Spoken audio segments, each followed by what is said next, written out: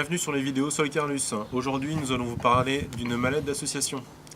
Alors, cette mallette d'association, c'est la mallette d'association de la Reims Brigade. Ça fait déjà 3 ou 4 ans qu'on travaille dessus pour réussir à avoir quelque chose d'assez efficace. Donc, cette mallette d'association-là, on vous présentera son contenu. Dans la description, on vous expliquera également où est-ce qu'on s'est procuré les différents accessoires. On vous expliquera aussi combien ça nous a coûté, quels sont nos choix. Voilà, en espérant que cette première vidéo vous plaira. Donc, nous allons vous présenter la mallette de l'association avec sa partie sécurité.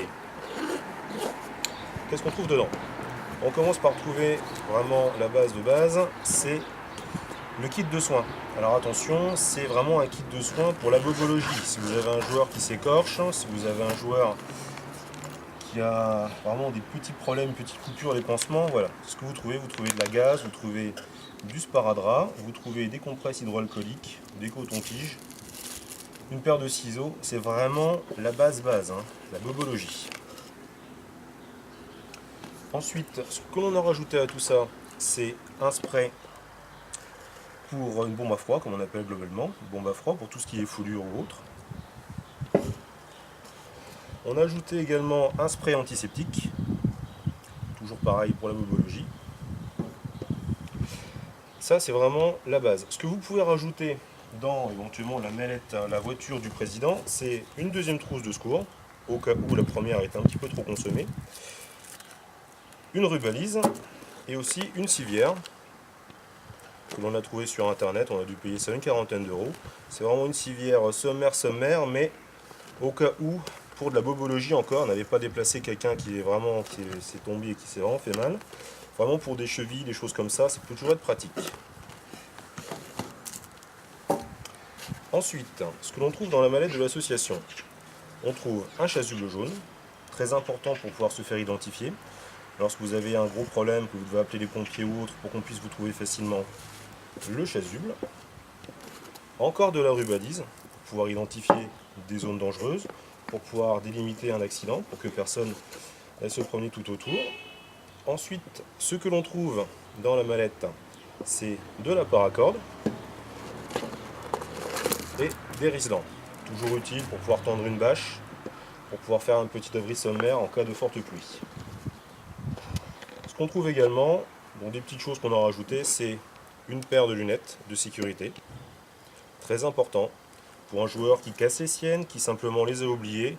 En avoir toujours une paire de secours, c'est très important, ça coûte rien en plus. Et enfin, un dernier point, si vous voulez conserver votre terrain avec l'autorisation du propriétaire, très important, vous avez une paire de sacs poubelles pour pouvoir toujours garder le terrain propre. Ce qui vous permet à terme d'avoir toujours avec vous les papiers de l'association. Alors là-dedans, on retrouve quoi? On retrouve le certificat d'assurance qui prouve que les joueurs sont bien assurés. On y trouve également l'autorisation du propriétaire en cas de contrôle de la gendarmerie ou autre. Vous puissiez prouver tout de même que vous êtes sur un terrain avec autorisation. Voilà, ça c'est la partie sécurité de la mallette de l'association. Avec ça, je ne dis pas que vous serez à l'abri du moindre problème, mais au moins vous pourrez faire face au premier. Donc, nous venons de parler de la mallette de l'association avec toute la partie sécurité. Maintenant, je vais vous présenter la partie accessoires de jeu. Accessoires de jeu et passage chronique. Donc, ce que l'on peut voir tout d'abord, c'est la présence d'un sifflet. Ce sifflet-là, j'aurais pu en parler notamment dans la partie sécurité, il sert à beaucoup de choses.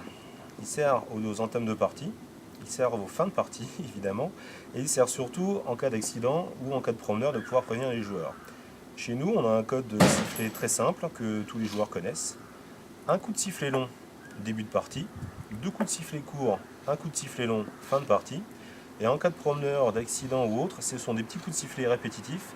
À ce moment-là, tous les joueurs savent qu'ils doivent rester sur place, arrêter de tirer, en attendant soit la fin de partie, deux coups de sifflet court, un long, soit la reprise de partie. Ensuite, nous avons le chrony, accessoire essentiel à toute association ou équipe. Donc nous avons choisi de prendre des chronies Speeder 2000. Ils sont bien, ils sont fiables, ils sont efficaces, pas de problème particulier. Leur seul gros défaut, c'est la batterie. C'est pour ça que, mais on vous le présentera dans une prochaine vidéo, on a rajouté une petite prise Tamiya. On a viré carrément la batterie, on a mis une petite prise Tamiya. Comme ça, n'importe quelle batterie sur le terrain qui est en prise Tamiya nous permet d'utiliser le chrony. C'est extrêmement pratique, on n'est jamais en rate de chrony. On a bien évidemment dans une autre petite poche des billes en 0,20 g, un bébé loader. On a pris le parti d'utiliser toujours nos propres billes. On peut difficilement faire confiance quand même aux joueurs. On sait jamais sur qui on tombe, donc on préfère utiliser nos propres billes. Je vais vous présenter notre accessoire de jeu important, c'est les brassards. Alors nous en avons deux types. Nous avons nos anciens brassards. C'est vraiment du homemade, hein. C'est une bande élastique qu'on trouve en mercerie. De la bombe de peinture rouge et bombe de peinture de signalisation. Peut-être qu'on fera une vidéo pour ça, mais bon, c'est pas très sorcier. Le plus difficile, c'est juste que la peinture ne traverse pas. Et c'est simplement cousu. Le gros avantage de ce genre de brassards, c'est qu'ils sont donc réversibles. Et donc pour une partie d'airsoft, si vous voulez changer les équipes, vous n'avez pas besoin de redistribuer les différents brassards. Vous avez déjà tous les joueurs qui sont équipés. Alors on avait avant ces brassards-là, pratiques mais longs à construire. Et maintenant, nous avons une version beaucoup plus simple. Ce sont des brassards à scratch, rouge et bleu. Alors, ce genre de brassard, ça se trouve dans le commerce. Vous payez ça une fortune. Nous, ce qu'on a fait, c'est qu'on a été encore une fois en mercerie. On a trouvé ça sur internet. On a juste découpé des bandes bleues et des bandes oranges. On les scratch l'une à l'autre. La taille est ajustable. Oh, vraiment du gros biceps, hein. La taille est ajustable et ça nous permet de pouvoir changer les équipes comme on veut. Ensuite, qu'est-ce qu'on trouve dans la mallette de l'association? On trouve les différents accessoires de jeu pour pouvoir faire plusieurs scénarios. Alors, je ne vais pas vous détailler les différents scénarios qu'on fait ici, ça n'aurait pas forcément d'intérêt. Par contre, avec ça, on peut quand même en faire pas mal, hein. Donc, on va commencer par tout ce qui est prise de bunker. On a des bombes sonores qu'on trouve dans les magasins de farce à attrape. Elles sont pas mal, celles-ci, on pourra donner l'adresse également, si on en trouve encore. Le seul défaut qu'elles ont, c'est qu'elles ont 20 secondes de mèche. Donc il faudrait qu'on trouve quelqu'un qui sache pouvoir réduire un petit peu ça. Parce que 20 secondes, c'est rigolo, c'est flippant. On a ensuite des bombes homemade, avec un simple minuteur de cuisine. Des petits autocollants qui vont bien, 2-3 pétards pour faire une bombe qui ressemble un petit peu à quelque chose. Très facile à faire. On a également des drapeaux. Je crois que c'est vraiment la base de n'importe quel scénario. Pour des scénarios prise de drapeau, bien évidemment, pour marquer des endroits particuliers ou encore pour faire des parties Mr. Big, Mr. Boss. On expliquera un petit peu ce que c'est plus tard. Donc voilà, deux drapeaux avec un petit serflex pour éviter que ça prenne trop de place dans la mallette. On a ensuite encore des brassards, mais des brassards des différentes couleurs. Là, il y a une dizaine de brassards turquoise, une dizaine de brassards jaunes. Ça nous permet à la fois de marquer des répliques qui peuvent être un peu plus puissantes, d'identifier certains joueurs avec des rôles particuliers. Ça nous permet également de pouvoir faire des objectifs à récupérer. C'est très visuel et ça change assez des couleurs classiques. On trouve également ce qu'on appelle des outbands. Ça c'est peut-être pour la partie sécurité, on aurait pu en parler. C'est simplement un foulard rouge. Alors ça nous sert à marquer des points, des cibles, des choses comme ça, comme les petits brassards jaunes et bleus. Mais nous on s'en sert essentiellement pour les joueurs, ceux qui veulent éviter de se prendre trop de rafales de billes une fois qu'ils sont out. Ils mettent ça sur la tête et ils sont tout de suite plus facilement identifiables. Alors on rentre tout ça dans des petits sachets plastiques, dans un souci de gain de place. On en parlera après au niveau de la taille de la mallette de l'association. On a aussi des petits brassards blancs, des petits foulards blancs, tout simple. Pour encore des scénarios, ça peut représenter à la fois des bandelettes de vie, ça représente des objectifs, ça peut représenter plein de choses. Très pratique et ça ne coûte strictement rien. On trouve également quelques fumigènes. Ça c'est vraiment du petit fumigène de commerce, de farce à attrape. On peut trouver également d'autres fumigènes un peu plus gros. Ça nous sert à plusieurs choses. Ça nous sert lors des prises de bunker par exemple. Ça peut simuler un gaz mortel, ça peut simuler plusieurs choses. Alors, ce genre de petites boulettes fumigènes, ça ne vous permettra jamais de couvrir une progression. Mais par contre, c'est toujours rigolo à utiliser. On trouve également un jeu de cartes. Tout bête, mais les jeux de cartes ça peut servir à plusieurs choses, encore pour des règles de vie, des règles de soins. Ça peut également servir pour des parties d'airsoft, pour des parties poker par exemple. On trouve également des seringues. Alors ce sont des vraies seringues. Comme vous pouvez le voir, il n'y a pas du tout de bout en métal, c'est vraiment de la seringue basique, très simple, très bête.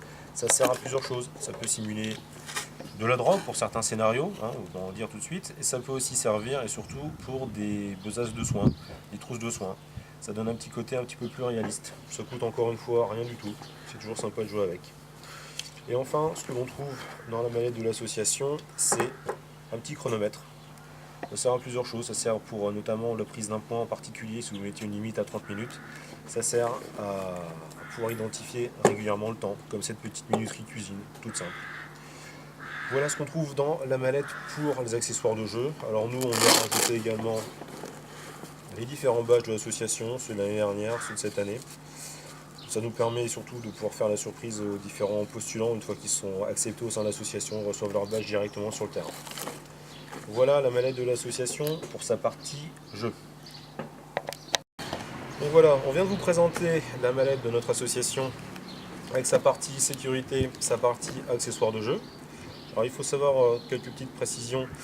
Nous avons 3 mallettes comme ça au sein de l'association. Ça nous permet, même si le président ou le joueur qui est l'association, la mallette n'est pas là, d'avoir toujours de quoi mettre sur le terrain. On a ensuite estimé un petit peu la valeur de cette mallette-là. On en a pour à peu près 300 €. Oui, c'est cher, mais attention, il faut penser que à l'intérieur, vous avez le chrony. Le chrony, à rien qu'à lui seul, coûte entre 140 et 150 €. Vous pouvez en avoir des moins chers. Les Xortec, par exemple, sont moins chers. Donc, là, ce qu'on fait, c'est uniquement la description de cette mallette-là. Ensuite, avec les différents accessoires de jeu, la sécurité, les petits brassards, il y a plein de choses que vous pouvez peut-être récupérer à droite à gauche. Notamment tout ce qui est tout petit bandeau blanc et compagnie, ça on va considérer que ça ne se paye pas. Voilà, globalement il y en a pour 300 €. C'est une mallette qui est donc assez compacte quand on regarde bien. Elle fait peut-être 30 cm de large sur une cinquantaine de long. C'est assez simple, c'est assez léger, je la tiens avec le petit doigt. C'est pratique à emmener partout. C'est vraiment un bon compromis. On l'a créé sur environ 2 ans pour vraiment penser à tout ce qu'on peut mettre dedans. Et à ce jour, on n'a jamais été en porte-à-faux avec.